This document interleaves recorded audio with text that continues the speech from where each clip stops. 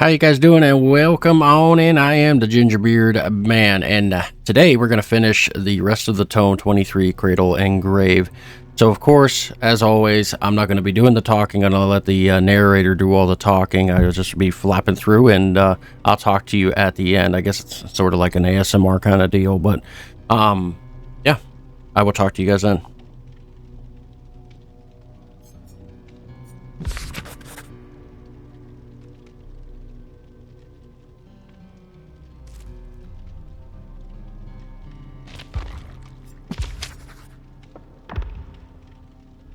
Memory 8129.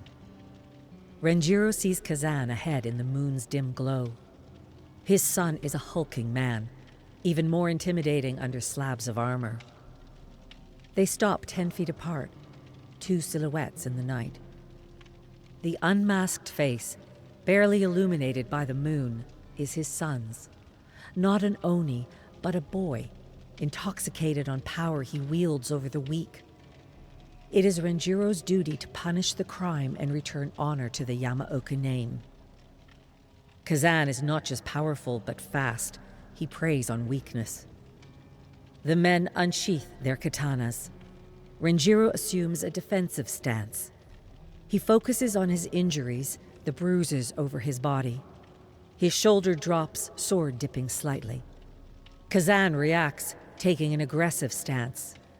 Renjiro exhales, pushes the pain away, hones in on his target. In a split second, he straightens up and lunges. His blade finds an opening in Kazan's armor, drawing blood. Kazan stumbles, his neck exposed. Eyes focused, blade ready, Renjiro shouts with grief, brings his sword back, and hesitates. The Kanabo crashes into Renjiro's head, smashing the mask from his face. Agony. The taste of blood in what feels like a gaping wound. He hears his son far away wailing.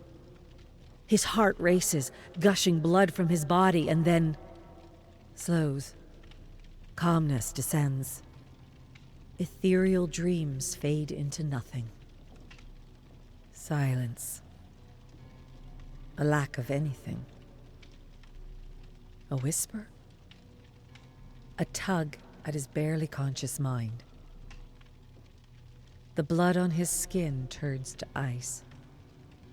He shivers. Someone is there. Kazan? Go play, boy. Let me sleep. Kazan. His son. A child. Still young enough to be saved. He follows him through the fog as though his consciousness drifts through a storm. There is something I must tell you, Kazan. Renjiro lies in the dirt. The boy is gone. There is fire ahead. Strange men and women huddled around it. Kazan? Something pulls his ankle. He kicks. His arm is wrenched back. He resists, lurching forward. He's punished for it, his limb nearly torn from its socket. A spidery talon wraps across his bloody, broken face. Another grips his body, another his leg.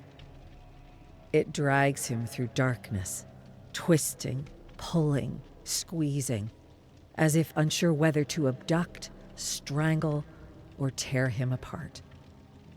He opens his mouth to scream. Black fog pours out.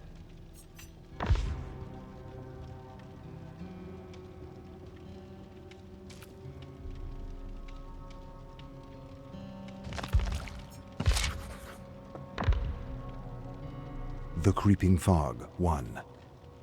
The black fog clung to Jacob as he rode into the village. Thick tendrils of fog swirled and eddied around him, forming cryptic shapes that reminded him of heroes and villains from his collected tales. Jacob shooed away flies and squinted through the haze, searching for any signs of life, but not finding any. He coughed and cleared his throat and was beside himself with the smell of putrid flesh and blood. Limbs and heads were scattered about. Men and women lay in unnatural positions. Others lay butchered and twisted, their eyes gouged and their mouths hanging open. "Wilhelm, where are you?"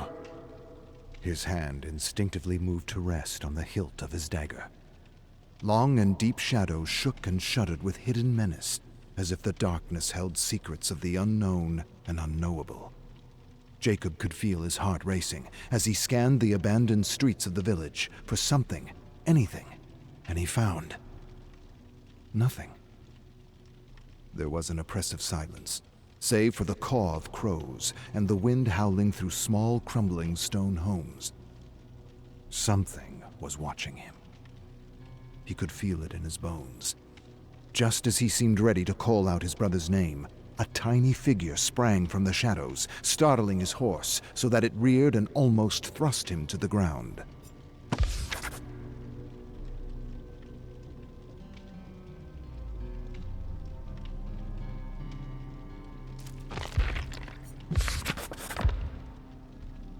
The creeping fog, too. "Whoa!" Jacob struggled to stay in his saddle. He held on tightly and waited for the horse to calm down, and when it did, he turned to a young boy in tattered clothes, who was no older than 10. The boy shifted nervously and stared up at Jacob with frantic eyes. He was in shock, trying to discern whether Jacob was real or a figment of his imagination. Jacob swung down from the saddle and approached the boy, his hands raised in a placating gesture. He meant no harm. He just wanted to understand what had happened to the village. "Steady, young friend. I wish you no harm," he murmured as he edged closer to the boy. "What happened here? Who attacked the village?" The boy trembled. His lips quivered as he stared at Jacob and struggled with his words. They're gone," he whispered.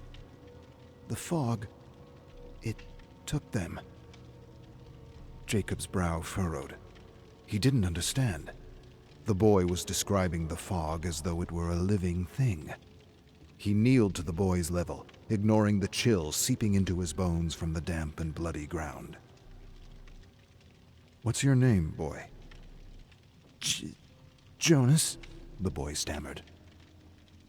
"Calm yourself. I need you to tell me what happened here." And as the boy considered his words, Jacob couldn't shake the feeling that whatever had befallen this village was far beyond his understanding.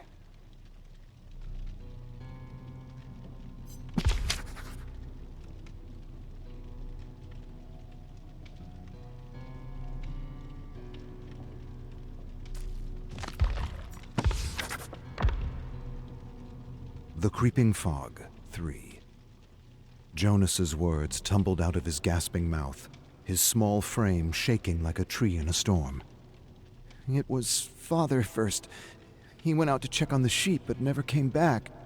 Then others started disappearing too. When I looked out from the barn, I couldn't believe what I saw. The fog taking my aunts, uncles, and cousins, as if a living snake from the depths of hell." Jacob's face hardened. He had heard strange tales about a fog in the Black Forest, acting as a doorway between worlds, but he had never heard of it devouring people. "How many were you in the village?" 34. Jacob nodded. "I have heard many stories about the fog, and I believe with all my heart we will find your father and the others." The boy's eyes widened with hope. Suddenly, the air around them shifted. The fog began to churn and roil like a pot of boiling molasses. Jacob's hand instinctively went to his dagger. Words caught in his throat. Jonas raised a hand and pointed a trembling finger towards something in the approaching fog. Grotesque forms that defied description emerged from the molasses like nightmares given form. Motionless, Jacob stared at the fog as creatures from all the cautionary tales he and his brother had collected began to take shape. He closed his eyes and muttered silent words of hope.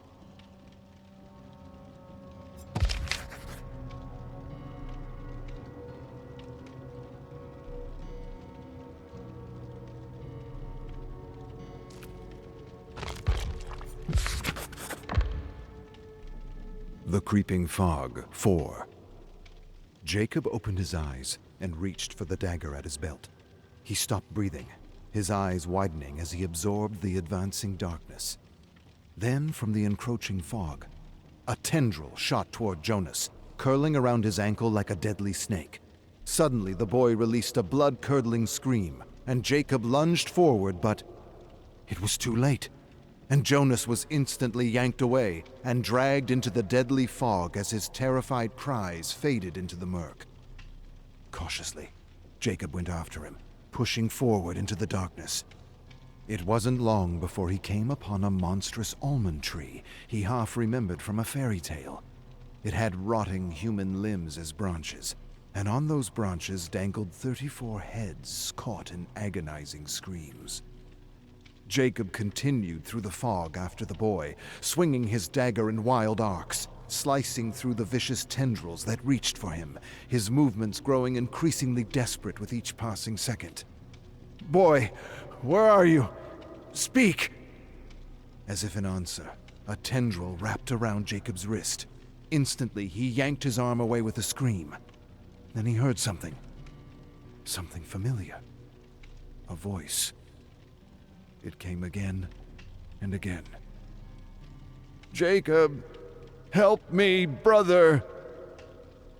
Jacob froze. "Wilhelm?" He peered into the darkness. "Wilhelm!"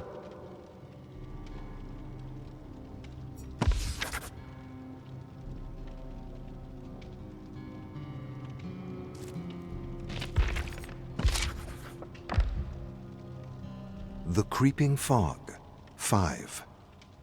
"Wilhelm!" Jacob yelled. "Where are you?" No answer came. Only the sound of his ragged breathing and the inhuman howls of creatures moving through the fog came to him.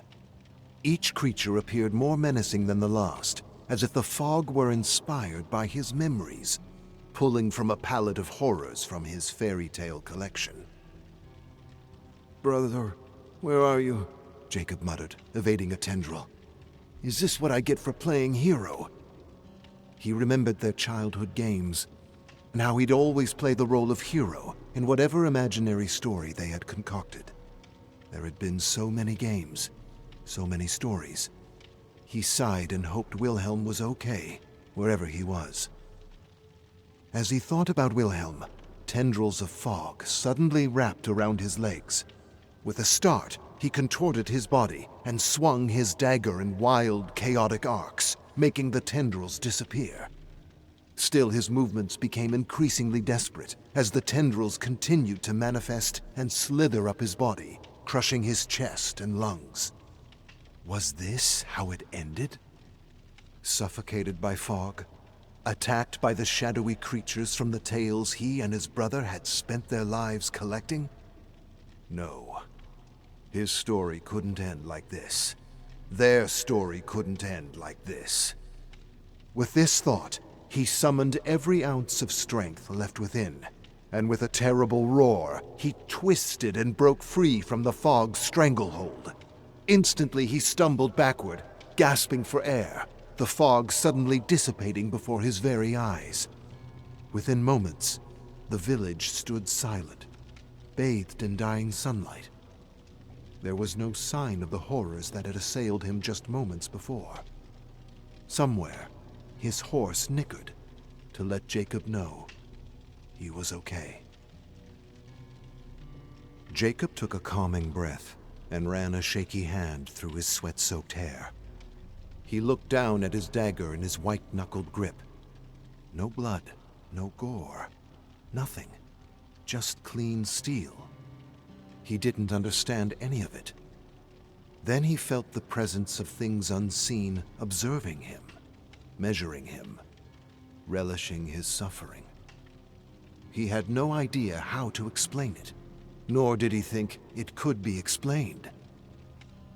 But what he felt was toyed with, like the fog were a giant black cat playing with a wounded mouse. "I'm losing my mind," he thought to himself. "The fog isn't alive. It isn't watching me.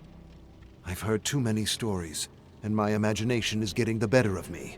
This carnage has nothing to do with fog. Perhaps an attack from a neighboring village. Perhaps revenge. Perhaps a feud. Perhaps something else. Jacob didn't want to think about it as he made his way to his horse, his boots scuffing the dirt. Fear and frustration knotted inside him. He was exhausted and more scared than he had ever been in his life.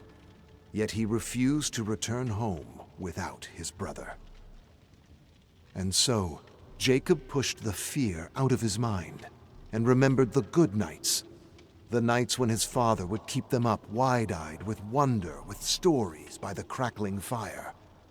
The stories had captivated and inspired them, so much so that they would spend the rest of their lives chasing stories and sharing them with the rest of the world. Reaching his horse, Jacob grabbed the reins and swung himself into the saddle. Then, scanning the village one last time, he muttered a silent prayer for the boy and nudged his horse forward just as a songbird landed on his horse's nose.